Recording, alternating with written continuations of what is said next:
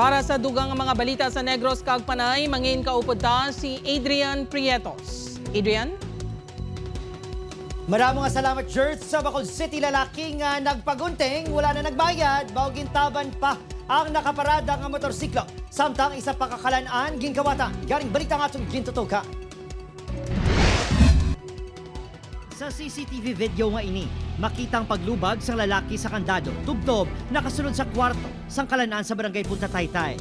Nagtinir ini isang halos 5 minutos antes magwa, nga may gintaban na nga pagkabutang.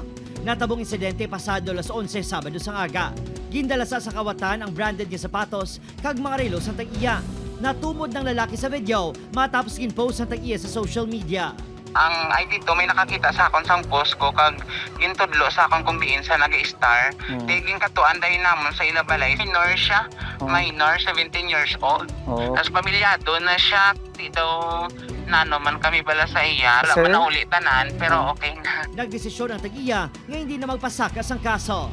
Sa punto, hindi man sa nason niya i-file ng kaso kuti ilaman na diretsyo. Ginimo pa niya pag matabo nga mapailan sa kaso. So, hopefully. Diri naman sa Barangay 15, hindi lang isa, kundi kadua mabiktima sa nag-isahanon nga kawatan ang barbero nga si John Keith.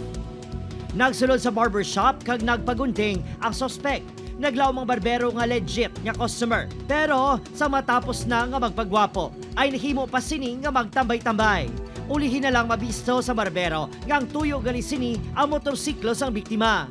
Sa CCTV, makita nga pila ka beses ini nagpakadto pa kare sa tubang sa nakaparada nga motorsiklo, tubtob nga mapaandar kagintaban.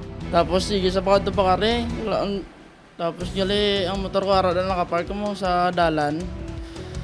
Yung ang mga natagulay tuyo, way pa sa ganang bayad sa gunting ito. Apisar kadwa biktima hon sa kawatan si John Keith, wala sinigin report sa kapulisan ng insidente.